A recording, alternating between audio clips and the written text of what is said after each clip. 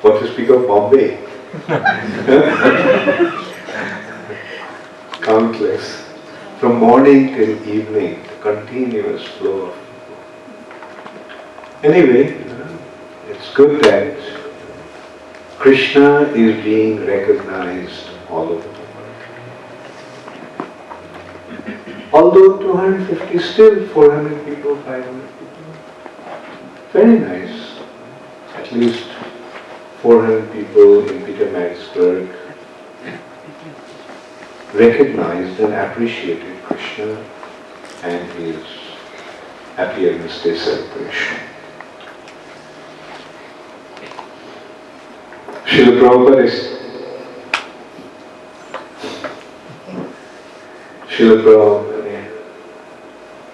Hare Krishna, still quite loud. Those who are in the last row, can you hear me? Are you having any difficulty in that? Can you just tell me from the last row whether it's alright or not? Yes? It's alright. Okay. So, Prabhupada established a wonderful institution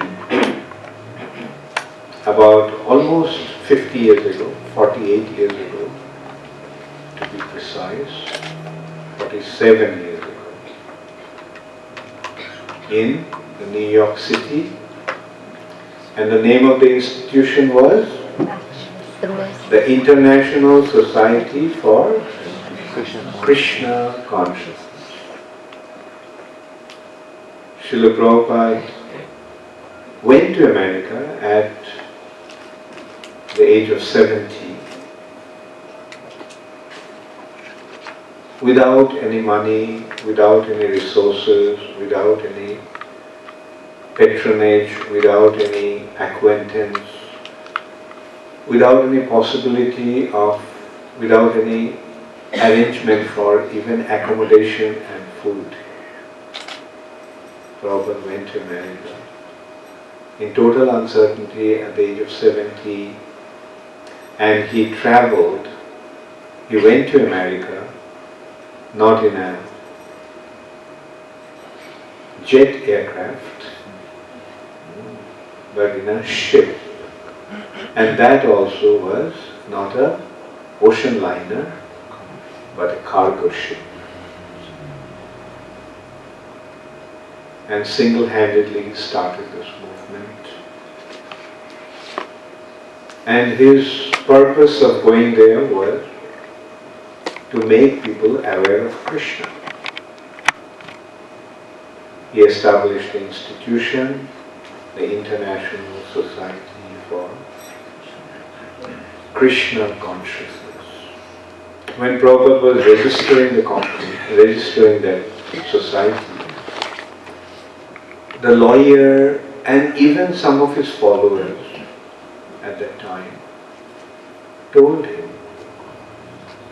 to rather call it the International Society for God Consciousness. And their point was, people don't know who Krishna is. So rather you call it the International Society for God Consciousness. But Prabhupada very emphatically pointed out that no. He would call it the International Society for Krishna Consciousness, and he came to America to remind people that Krishna is God. Yes, God consciousness, but who is God? Who knows who God is? At least at that time, hardly anyone, practically nobody in the West knew who God was. They accepted Him in a way, like in American currency you see, in God we trust. And there is a very clear understanding that Jesus Christ was the Son of God and so forth. But did they have any understanding of who God is? To tell you frankly, I also didn't know who God is until I came across Srila Prabhupada's teachings. That's what impressed me so much about Prabhupada's books. The first book that I got, and practically from the very first page, I became aware, or it just dawned in me through Prabhupada's very clear presentation, that first thing Prabhupada pointed out, that God is a person.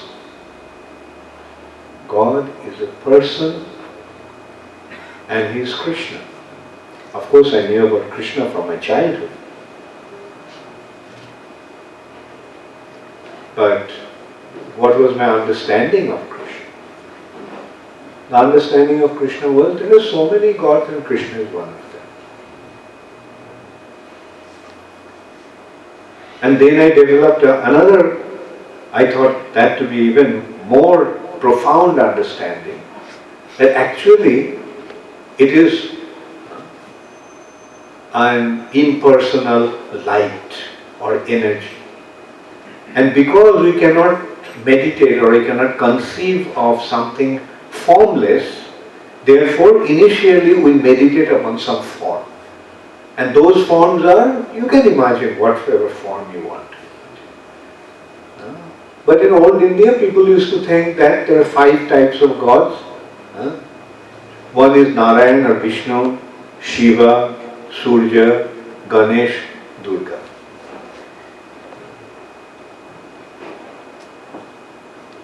And I don't know what kind of understanding you had in South Africa. But I think you will also agree that understanding of God was not at all clear until you came across Srila Prabhupada's teachings. At least, as I mentioned, that it was not clear to me. And I have seen, even in India, most of the people also didn't have any clear understanding. Because this impersonalistic concept is so prevalent that ultimately it's nothing. Ultimately God is nothing. Or another prevalent idea was, everybody is God. I am God, you are God, everybody is God, only Krishna is not God. But Srila Prabhupada came and pointed out, Krishnastu Bhagavan Swami. Krishna is the Supreme Personality of God. Not only just God, the Supreme Personality of God. If you think that there are many gods, then Krishna is the Supreme God. I think in Bible also there is a story like that, or an incident like that. I think it was with Abraham. His father was worshipping many gods.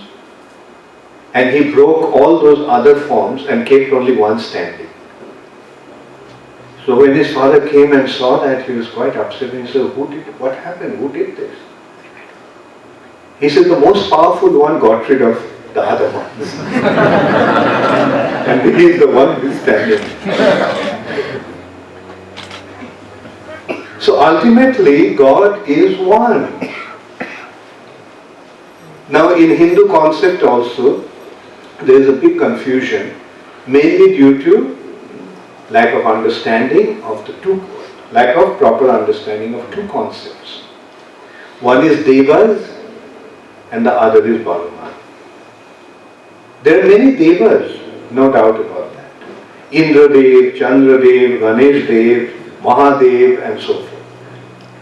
There are many Devis. Manasa Devi, Kali Devi, Durga Devi and so forth. There are many such gods. In English there is only one expression, God. And so they lumped all of these into one category. Devas, there are many, but Bhagavan is one. Bhagavan is one, But devas are many. Who are the devas? Who are the devtas? They are the different controllers of the affairs, different departmental heads of the universal affairs. In the universal affairs, there are different departments. Water department, fire department, wind department, rain department, education department, finance department. So there are various departments and there are different heads of departments.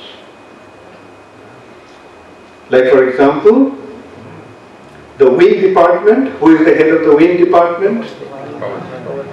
Pavan Dev. Dev, mind you. Pavan Dev. Fire department, who is in charge of that? Agni Dev. Water department, Varun Dev.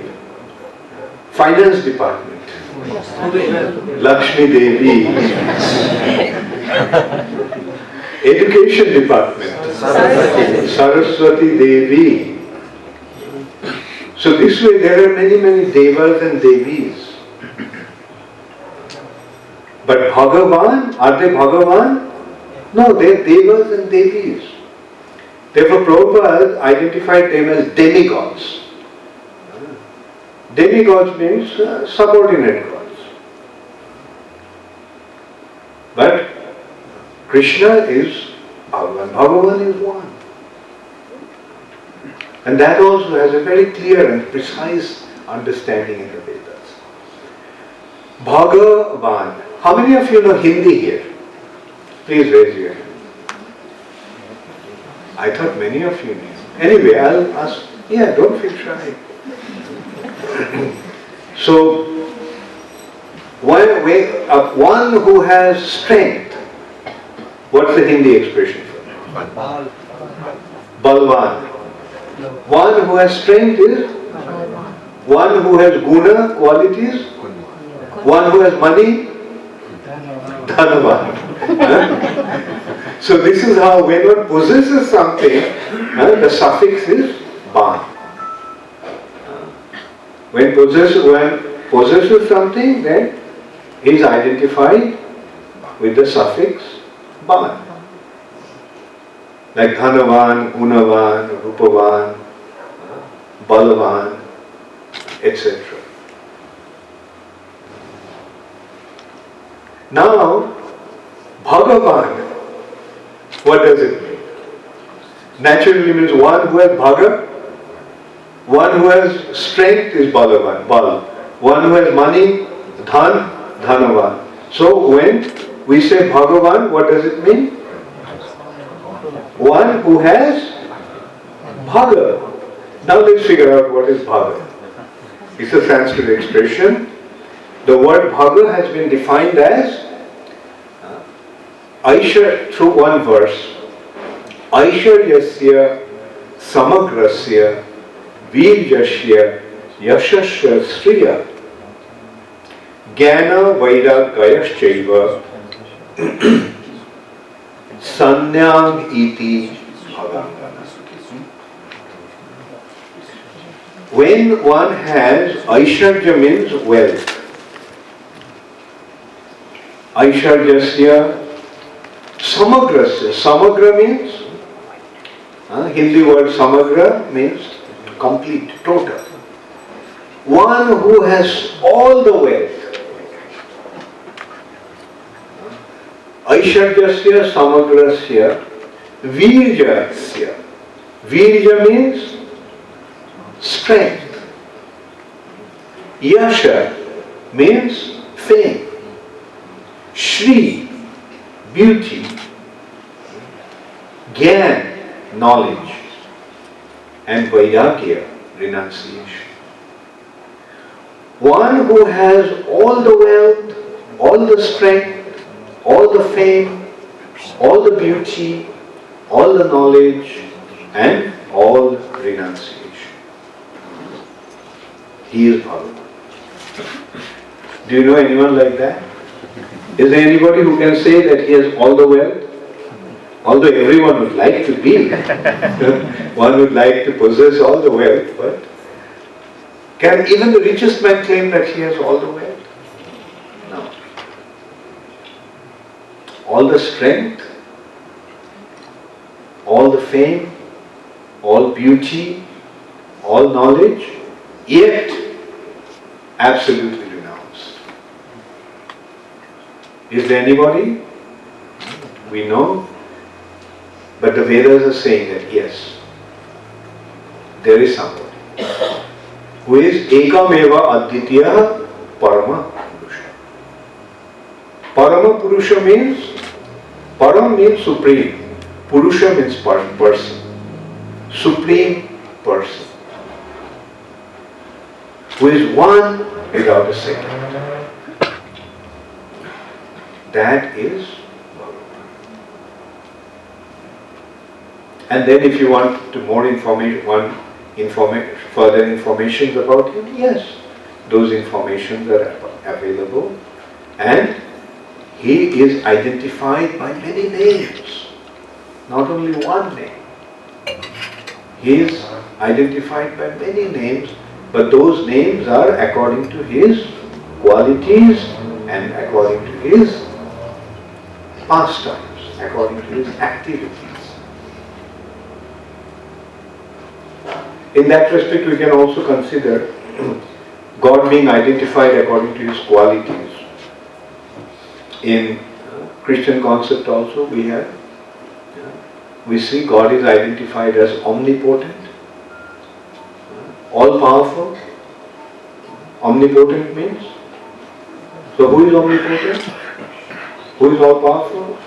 God is all-powerful. God is also identified as omniscient, scient, the Latin expression. Omni means all and scient means knowledge. One who has all the knowledge. Omnipresent, God is present everywhere, therefore he is omnipresent. So we can see even in the Western concept also we see how God is identified according to his qualities. Now in Vedas, it has been very clearly pointed out that God has many names according to his qualities and according to his activities. He is all-powerful, as we said, therefore he is omnipotent. Now in similar concept, in Sanskrit, God is all-attractive. And what is the Sanskrit word for all-attractive? Krishna. The word Krishna literally means one who is all-attractive.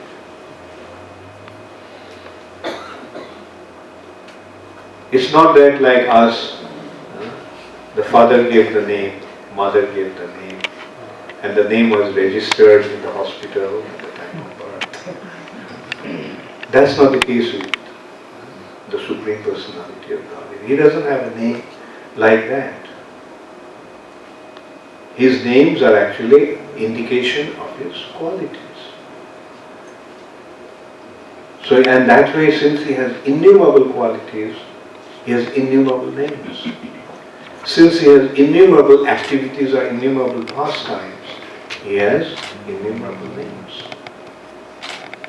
So that is Krishna. That is Rama. These are his names. Vishnu, Narayan.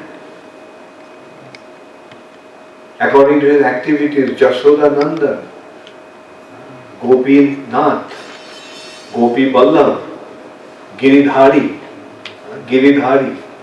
Damodar. I'm sure you all know that. Yeah? Do you have Damodar festival here? Start it from next Kartik. It's coming. Yeah, that's a very, very popular festival that ISKCON does all over. You know what is how to do it? Have the festival in different houses, offering lamp, ghee lamp, and chanting, singing Damodar Ashtam. Right?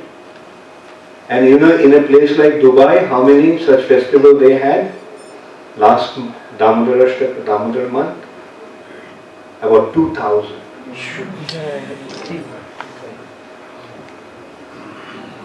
That means they went to 2,000 houses in 3 months. 30 days, 2,000 divided by 30? No. The 2,000 divided by 30 is 65. So they had groups and they had arrangements. They went and had this program. So anyway, at least make it a point to have it in 400 houses. We have been doing the Mother Festival. In that respect, we've been going around. Doing it. Okay, how many you had last week? How many houses? 500. 500. Wonderful. You went to 500 houses. Oh, maybe I should have No, said. maybe, no, maybe less. I see. Anyway, whatever. I said 400. And when you said 500, I said, wow. That's an exaggeration, sorry. No, that's all right. That's all right. The point is, you see what happens. Receive it well.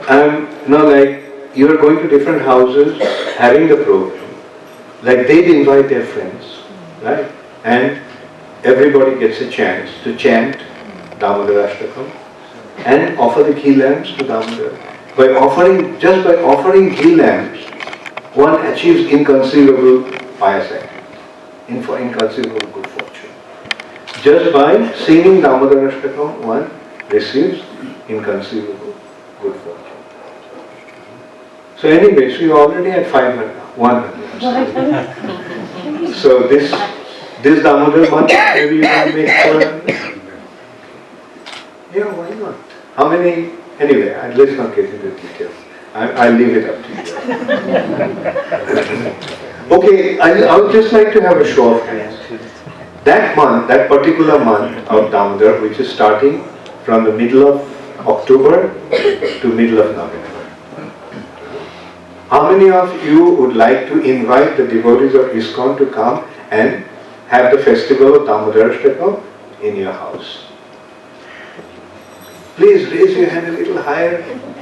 I'm a short person, mind. Thank you very much. Here alone you have about more than 100. Wonderful. Wonderful. Okay, so let's get the thread back. What I was actually saying, like, this is how Prabhupada is actually making the awareness that Krishna is the Supreme Personality of God. He is one without a second, he has many names. Why he is Damodar? Dam, in Sanskrit is a very precise language. Very precise. Every word has its root. And the meaning is stemming from that root. Like Damodar is a combination of two words. Dam means rope and Udar means belly. So Mother Jashoda, Krishna's mother, tied Krishna up by his belly with a rope. That's a wonderful pastime. Therefore Krishna is Damodar. Krishna, another name of Krishna, so these are the names of Krishna according to his qualities, or according to his pastimes. Krishna lifted a hill called Govardhan. Sanskrit word for a hill or a mountain is Giri. Giri. And Dhari means one who holds. So one who held the mountain, what's his name? Giridhari. So this is how Krishna has so many names according to his pastimes. Now just by recalling his names, we remember his pastimes. Just by addressing Krishna by his name, we remember his pastimes. So that is the Supreme Personality of Godhead. And that Supreme Personality of Godhead, where does it reside?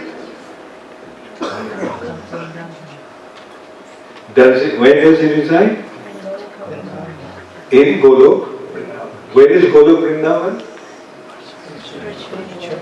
Spiritual world. So Krishna, the Supreme Personality of Godhead, resides in the spiritual world. Okay, spiritual world. It's a big term. What is this world? Material. Why? Why do you call it material world? Because this is the world of matter. In Sanskrit it has another connotation also. You know what is the Sanskrit name of this world? The world of death. Martaloka or Mrittuloka. Like here everybody is going to die. Whether you like to hear it or not, whether you're going to accept it or not, but that's the reality. Everyone is going to die here. Therefore, this is the world of death. Not only everyone will die, everyone is dying at every moment. But anyway, the simple consideration is, this is a world of matter, that's why it's a material world. But beyond this world, there is another world, which is called spiritual world. Meaning, this is the world of matter, that is the world of spirit. Okay, now let's consider what is that spirit. This is the world of matter. What are the natural characteristics of matter? Matter is inert. Natural characteristic of matter is inert. Inert means no consciousness, dead, no life, no consciousness. Now, in this world, do we see some elements, some individuals who are alive, like you and I? So, in this world of matter, we are alive. Now, did you ever consider what actually makes us alive? What makes us alive? The presence of the soul. The soul is in the body, therefore body made of matter, which is actually, okay, let's put it this way. Matter is inert. Inert means dead. This body is made of matter. Therefore this body is dead. Now how come this dead body became alive? This body made of dead matter is alive because of the soul. Because the soul is in the body, therefore the... Now let us go back a little further. A soul accepts a body made of matter. What do you call it? The acceptance of a new body by a soul is called birth. Birth of what? Birth of the soul or the birth of the body? And when the soul will leave the body, what will happen? The body will become dead.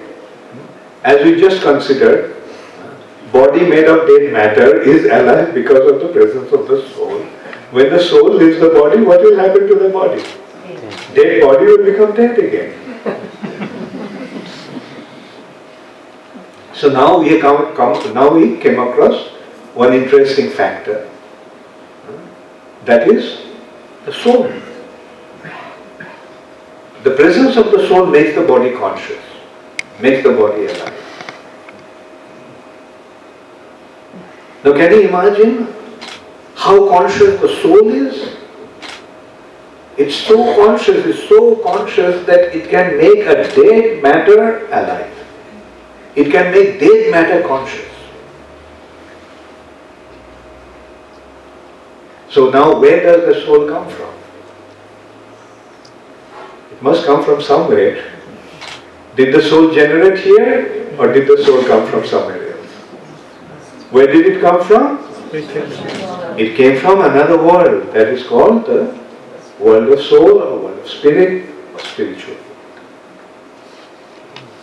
So Krishna, the Supreme Personality of Godhead, is the source of all souls. He is the source of all the spiritual entities. In this respect, various instructions, various examples or analogies have been given in the Vedas. Like, have you seen the sun? From the sun comes out, sun is the source of light. And the light comes out in innumerable rays. Now what are those rays? They're qualitatively one with the sun, but minute.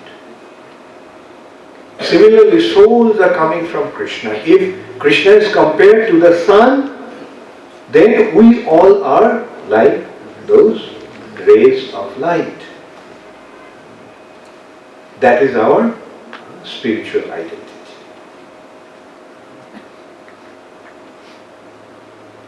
So Krishna is the origin of all of us.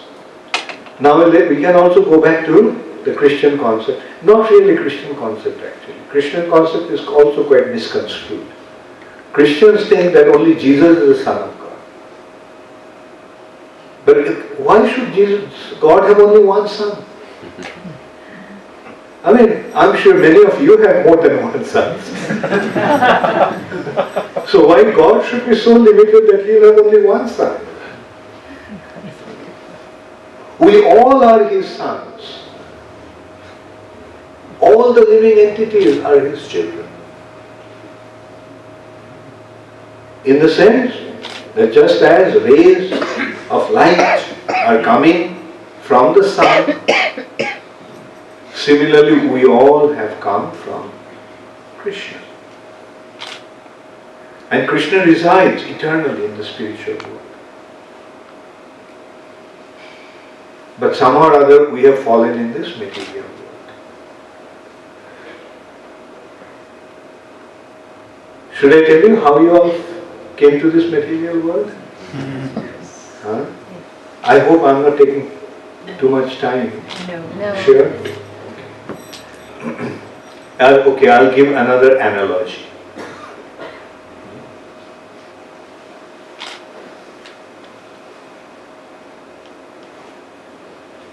I give the example of sun and the rays. Now let's consider another similar sort of analogy. Fire and spark. A spark is tiny fire. So when the spark comes out of the fire, then what happens? Does the spark retain its fiery qualities? It goes down. No. The fire loses its fiery qualities. And losing its fiery qualities, where does it fall? Just outside the fire. What is outside the fire? Ash. And falling in the heap of ash, the spark that was at one time became ash. Now similarly, we are Krishna's tiny fragmental atomic parts. Now when we become separated from Krishna, then can we retain our fiery qualities or spiritual qualities? We lose our spiritual qualities. Just as a spark loses its fiery qualities by coming out of the fire. And falling on the ash, it becomes ash. Similarly, by coming out of Krishna, we have fallen in Krishna's external energy, which is this material nature. And by falling under the material nature, we have become materialized. We have become matter. In general English, you use the expression materialized means becoming something. But here, materialized means we have become something else. We were spiritual, but by coming out of Krishna, being separated from Krishna, we have lost our spiritual qualities and we are identifying ourselves with matter. To begin with, how we are identifying ourselves with matter? This body is made of matter, and we are thinking that we are this body.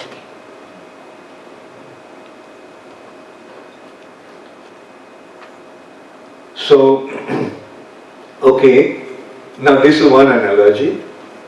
Is it clear, like the point that I am trying to make?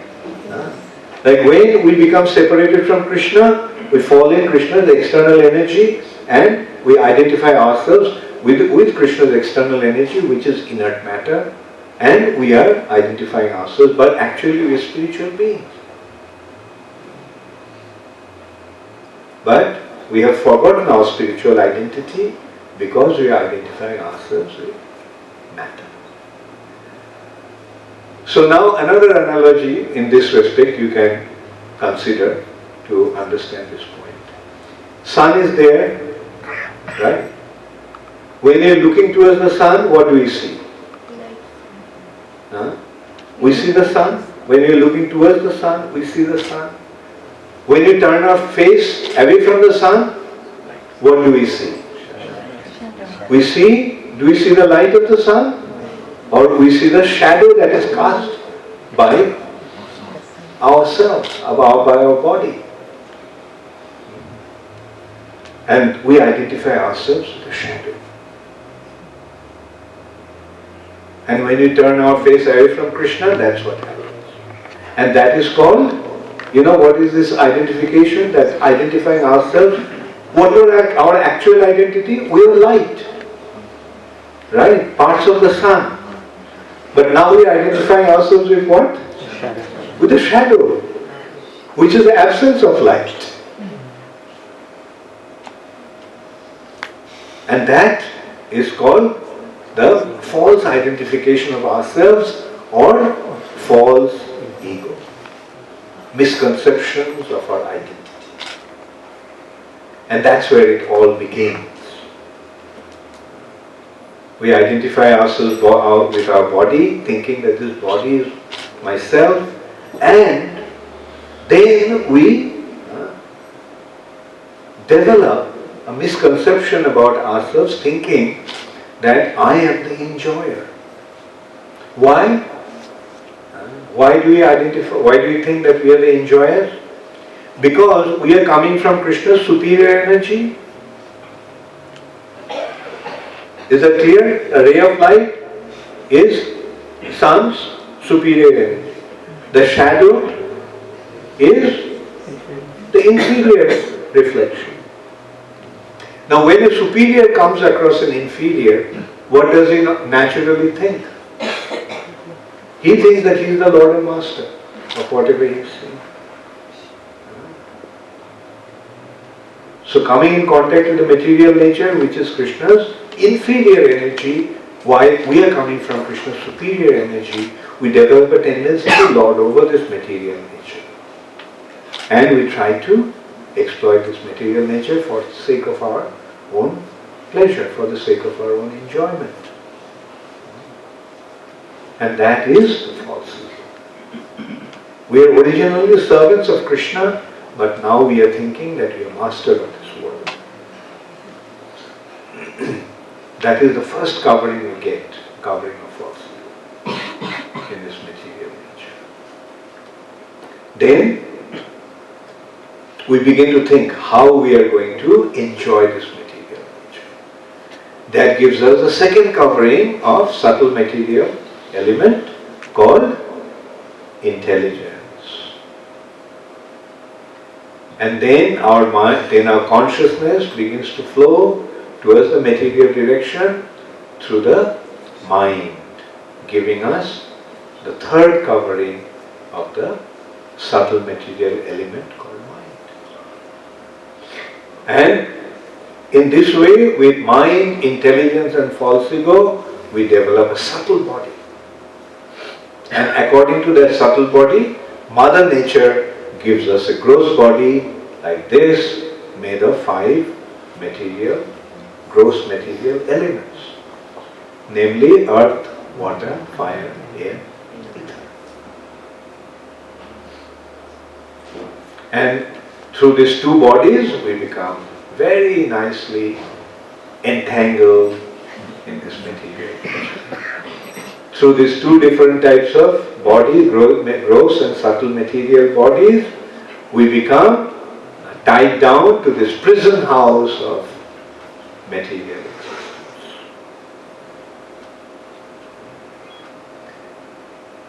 Then a personality like Prabhupada comes and tells us, why are you suffering in this prison? He reminds us, this is actually a prison. Your endeavor for enjoyment is only illusory. What you are getting is punishment all the time.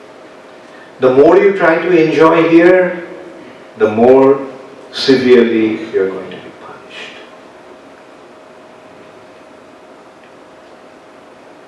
And he shows us the way to get out of this prison. And that way, that process is called the science of Krishna consciousness. Krishna consciousness, becoming aware, becoming conscious of Krishna. Who is Krishna? God. What is our relationship with Him? He is our origin, He is our source, we are His parts and parcels. Like now let's go back to that analogy, the sun and the rays of the sun. When the rays are obstructed, then we are seeing the shadow. Now, to get out of this illusion, what do we have to do? We have to look towards sun. We are parts and parcels of Krishna. Becoming separated from Krishna, we have fallen into this illusory material existence. Now, if we want to get out of this situation, then what do we have to do? We have to look towards Krishna. And that is the science of Krishna consciousness. We all are conscious beings, but our consciousness is coming from Krishna. Therefore, we have to look towards Krishna. And when we look towards Krishna, we become situated in our actual identity. When we look towards Krishna, then can we possibly see our shadows? Then what will we see? We will see the sun, we will see Krishna. So that is the very wonderful process that Srila Prabhupada has given us.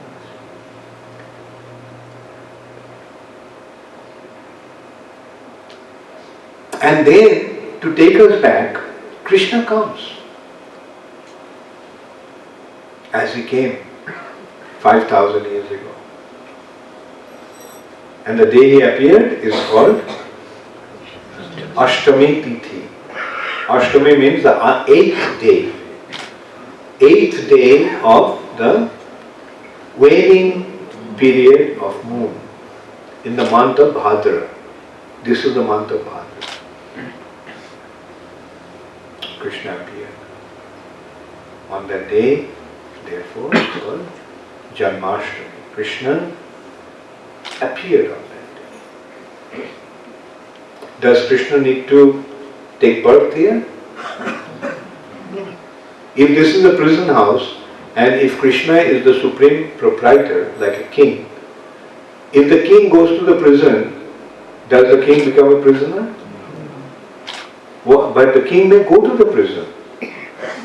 One of the reasons for the king to go to the prison is to remind the prisoners that how easily they can come out of the prison house just by developing their submissive attitude towards him. Similarly, Krishna comes simply to remind us how to submit to him and become free from this suffering condition, this material nature. That's why Krishna comes. And coming here, Krishna speaks Bhagavad Gita. And in Bhagavad Gita, what is the final instruction of Krishna? Very good. I'm sure all of you know that. Sarva dharman parityajya mamekam sharanam.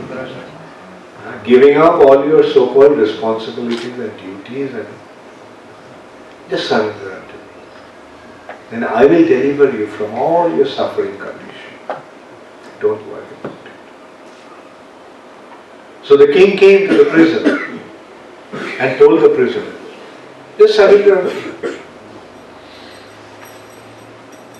And if the prisoners do that, then what will happen? They will become free. The prisoners will become free. And not only become free, when the prisoners decide to serve the king very nicely, then the king will say, come and stay with me in my palace. Serve me, I need some good servants. When he sees that we are so much willing to serve him, then he will naturally want us to be with him. And where does the king live? He lives in his palace. So from the prison to the palace of the king. What a promotion. And the way is surrender unto Krishna. And that surrendering unto Krishna is Krishna consciousness. When you become conscious of Krishna, then you can't help but surrender. That's why Srila Prabhupada wrote so many books, translated all these Vedic scriptures with his most profound Bhaktivedanta purports, just to give us this understanding. How many of you are reading Srila Prabhupada's books? Please raise your hand. How many of you thought that these books are really wonderful, steeped with spiritual wisdom? How many of you have benefited from accepting those instructions? Wonderful. So now you are not in the prison anymore. Now you are situated in the spiritual world. Wonderful. Thank you all very much. All glories to Srila Prabhupada. Does anybody have any question? You can take a few questions if you have any doubts, or if you need any clarification. Please feel free to ask.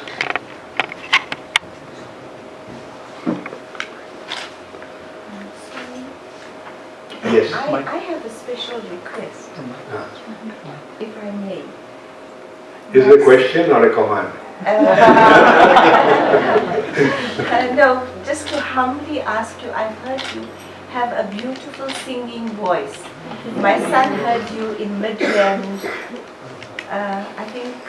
Day before yesterday. Yes, and he says you sing beautifully. So, can you please grace us with your Yeah, we will sing. We already prepared ourselves for that. Oh. We have the printed copies.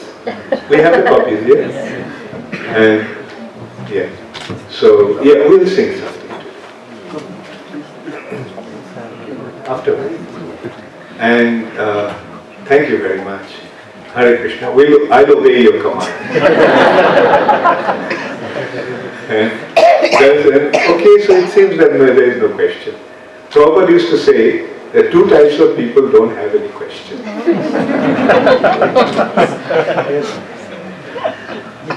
One is who understood everything, and I'm sure you all fall in that category. Because the other category who doesn't have any question is those who didn't understand anything. Give her the mic. Do we have a cordless? You know the analogy of the sun and the shadow? Yeah. And to always turn ourselves and look at the sun. And Srila Prabhupada has given us the process, and we need to stick to it and always look at that sun. But sometimes there are tests and there are hurdles, but yet we need to not look at the shadow and keep looking at the sun. May I ask, how can we be fixed on looking at that sun? Very good question. Very good questions. Yeah, very good question. The question is that from Prabhupada's teachings we became aware that we are parts of the sun, and If we look at the shadow,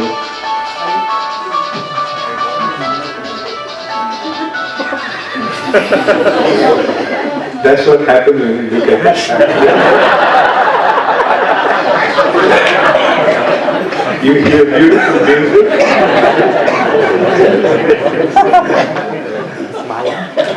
leading you to something which is not very desirable. Thank you. Okay. So, from Prabhupada's teachings, we can understand that we are the part of the sun, we are a ray of light, we are spirit souls, and the shadow is the entanglement in the material nature which is causing us so much distress and suffering. And we should actually look towards the sun.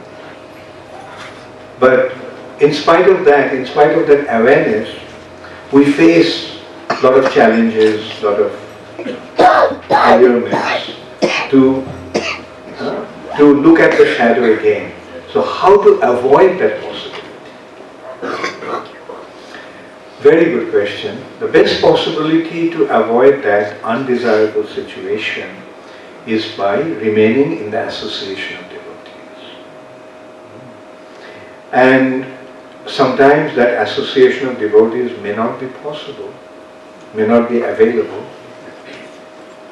If that association is not available where you can, directly discuss about Krishna consciousness and cultivated Krishna consciousness. Another way of association of devotees is by reading books, especially Prabhupada's books. So read Prabhupada's books. Then you will be listening to Srila Prabhupada and you will be associating with Srila. So in that way, again, the simple consideration is association of devotees is the best, means to avoid that possibility of falling into it. Alright? Give me the harmonium and give out the sound copies. Give me half. Give me half. You give it.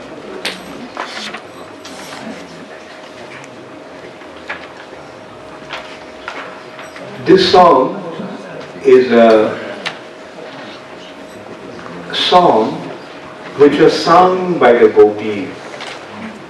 Gopis are the cowherd damsels of Vrindavan,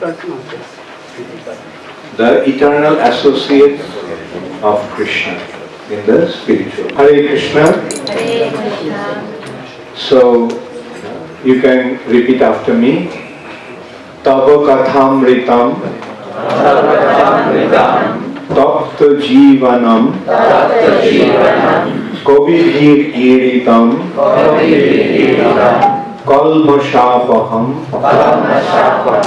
shravana mangalam Srimadasatam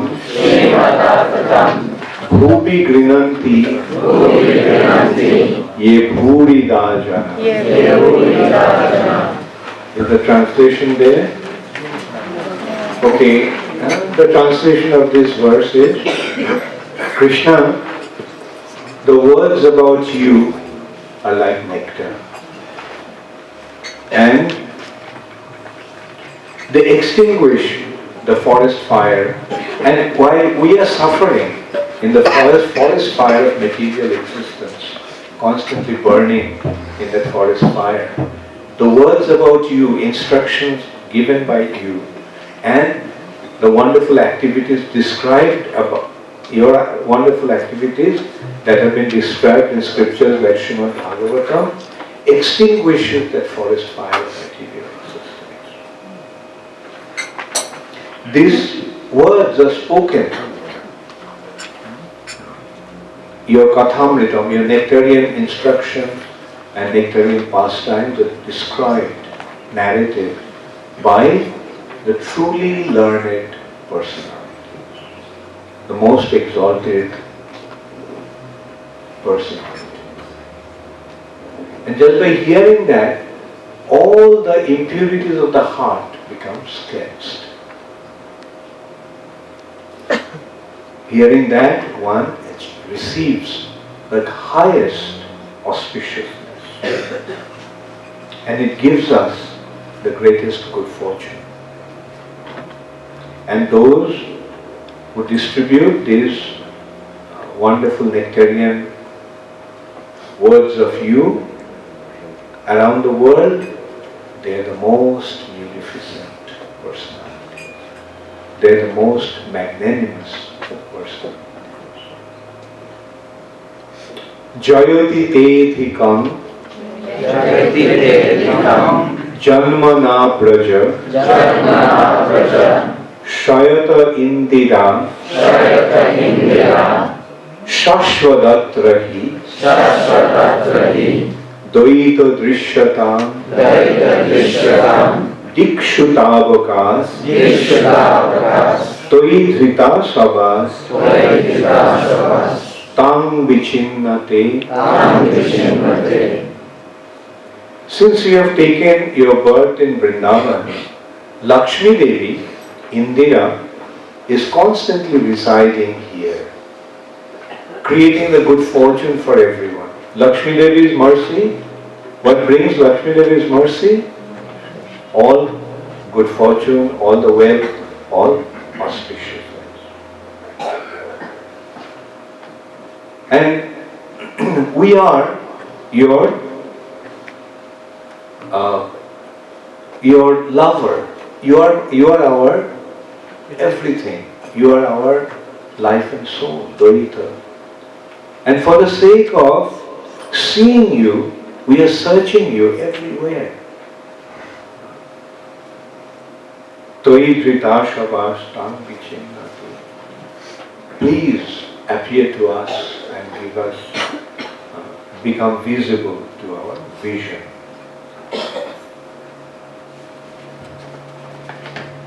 Sharadudashaye Sadhu jata sat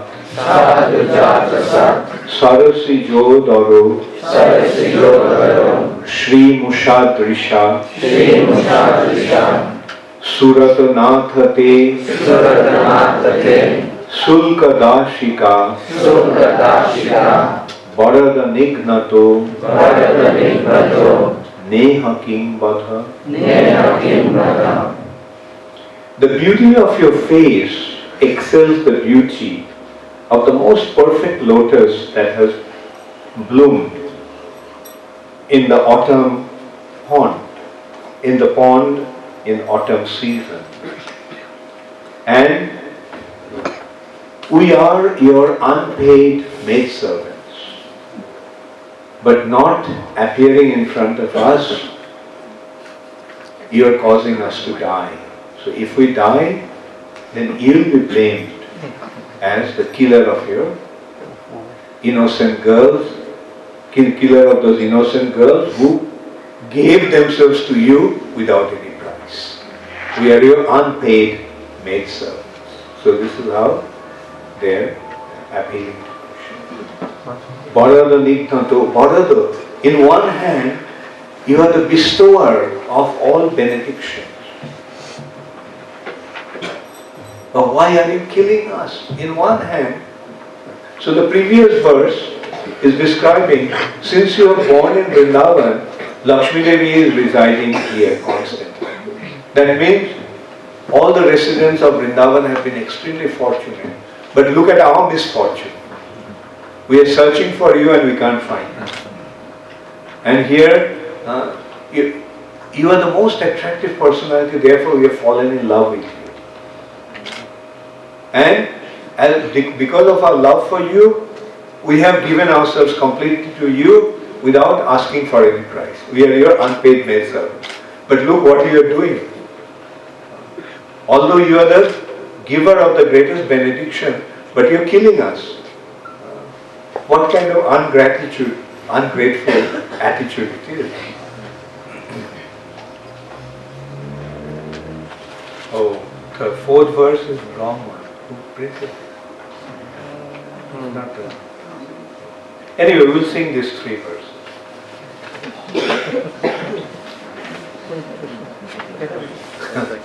Okay, we'll just sing these three verses.